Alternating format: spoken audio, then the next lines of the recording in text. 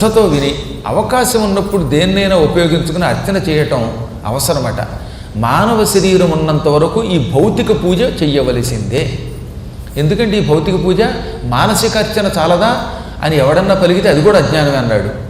ఎందుకు ఈ శివ పూజ భౌతిక పూజ, ఎందుకు మానసిక పూజ చేయకూడదు అన్నవాడికి శంకరుడే స్వయంగా చెప్పాడు, శివుడు స్వయంగా చెప్పాడు. ఏమని? నువ్వు ఎందుకు ఈ భౌతిక పూజ అంటున్నావు, మరి నువ్వు ఎందుకు అన్నం తింటున్నావు? అన్నం తిన్నంత వరకు, మంచినీళ్లు తాగినంత వరకు, నిద్రపోతున్నంత వరకు, నీ మనస్సులో ఈ వస్తువు కావాలనే కోరిక ఉన్నంత వరకు భౌతిక పూజ తప్పదు. ఈ కోరికలు ఏమీ లేని మహావైరాగ్య సంపన్నుడు అయినప్పుడు మానసిక పూజ చాలు. ఇక అప్పుడు వాడికి లౌకిక పూజ అక్కర్లా.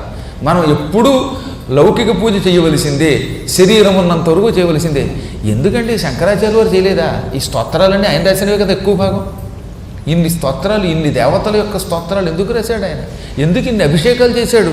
ఎందుకు కొన్ని చోట్ల దేవతల కింద యంత్రం పెట్టాడు అంటే, శరీర ధర్మం ఉన్నంత వరకు, శరీరము ధరించి ఉన్నంత వరకు, శరీరముతో కొన్ని పనులు చేస్తున్నంత వరకు, ఆహారం నిద్రాదులు చేస్తున్నంత వరకు ఈ భౌతిక పూజ చెయ్యవలసిందే.